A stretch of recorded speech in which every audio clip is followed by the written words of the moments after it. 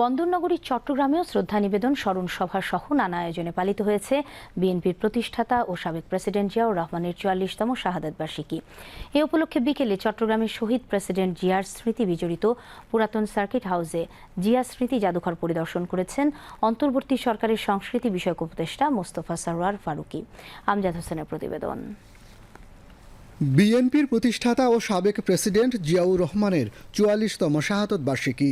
এ উপলক্ষে বিকেলে বন্দরনগরী চট্টগ্রামে জিয়াউর রহমানের স্মৃতি বিজড়িত পুরাতন সার্কিট হাউস জিয়া স্মৃতি জাদুঘর পরিদর্শন করেছেন অন্তর্বর্তী সরকারের সংস্কৃতি বিষয়ক উপদেষ্টা মোস্তফা সরওয়ার ফারুকী। এ সময় সঙ্গে ছিলেন সংস্কৃতি মন্ত্রণালয়ের সচিব, চট্টগ্রাম বিভাগীয় কমিশনার, জেলা প্রশাসক সহ বিভিন্ন রাজনৈতিক দলের নেতৃবৃন্দ। জাদুঘর পরিদর্শন শেষে সংস্কৃতি বিষয়ক উপদেষ্টা বলেন, বিগত সরকারের সময়ে এ জাদুঘরের জন্য সামান্য বরাদ্দ দেওয়া হয়েছিল, যা অন্তর্বর্তী সরকার দায়িত্ব নেওয়ার পর দ্বিগুণ করেছে। কিন্তু আমাদের সামনে কাজ অনেক, সো এটা একটা খুব কঠিন অবস্থা। আমরা কি বলে ঘুমাই কখন সেটাও জানি না। আর 10 মাসের মধ্যে আমরা যদি মিউজিয়াম পার্টিকুলারলি বলেন, আমরা একটা উদ্যোগ নিয়েছি, সেটা হচ্ছে এই যে এটাতে যে বরাদ্দ ছিল সেটা আমরা ডাবল করেছি, এটাই এর মধ্যে এসছে, রাইট? এখন এটা আমাদের হয়তো আরও বাড়াতে হবে, কারণ আমাদের অনেকগুলো কিউরেশনের কাজ আছে, সেটার প্ল্যানিং চলছে এখন। হয়তো আপনারা আগামী 6-7 মাসে এটার একটা ফলাফল দেখবেন। ৭১ দেশের স্বাধীনতা সংগ্রামে এবং পরবর্তী সময়ে দেশ গড়ায় জিয়াউর রহমানের ভূমিকা তুলে ধরেন জাদুঘর পরিদর্শনে আসা অতিথিরা। বলেন, দলীয় পরিচয়ের ঊর্ধ্বে জাতীয় নেতাদের অবদান তুলে ধরতে হবে।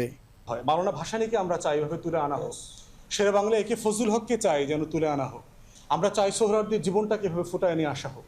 আমরা চাই প্রত্যেকটা মানুষ যারা এই মাটির জন্য অবদান রেখেছেন, শহীদ ওয়াসিমের বাবা এখানে আছেন, তার অবদান, তার পরিবারের অবদানকে যেন এভাবে স্বীকৃতি দেওয়া হয়, আমরা যেন রেকগনিশনের জায়গায় নিয়ে আসি। এই উদ্যোগটা যেন রাজনীতির বাহিরে ঊর্ধ্বে উঠে আমরা করতে পারি, এটা হচ্ছে আমাদের চ্যালেঞ্জ। যে এক্সাম্পলটা সেট করা হয়েছে সেইটা আমরা আশা করছি পরবর্তীতে নির্বাচিত সরকার এসে যেন সেটা মেনটেন করেন।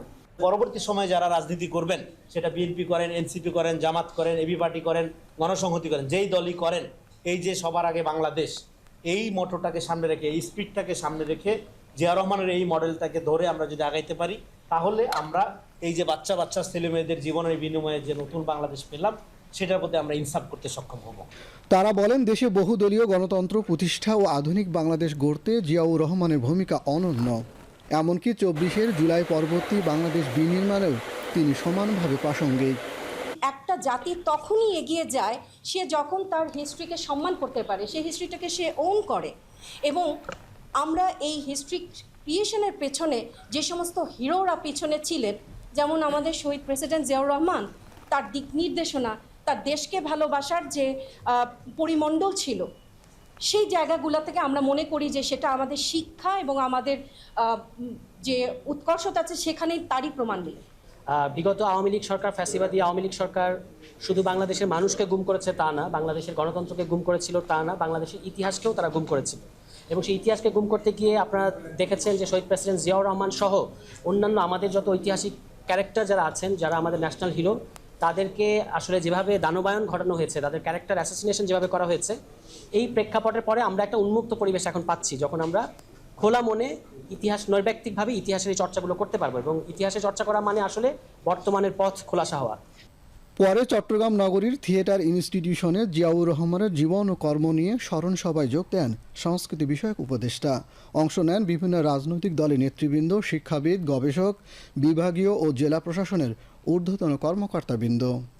এছাড়া সাবেক প্রেসিডেন্ট জিয়াউর রহমানের ৪৪তম শাহাদাত বার্ষিকী উপলক্ষে সকালে চট্টগ্রাম নগরীর জাতীয় বিপ্লব উদ্যানে শ্রদ্ধা নিবেদন করেছে বাংলাদেশ সম্মিলিত পেশাজীবী পরিষদ ও চট্টগ্রাম অ্যাসোসিয়েশন অব বাংলাদেশ, ড্যাবের পক্ষ থেকে। Amjad Hossain, BTV news, Chittagong.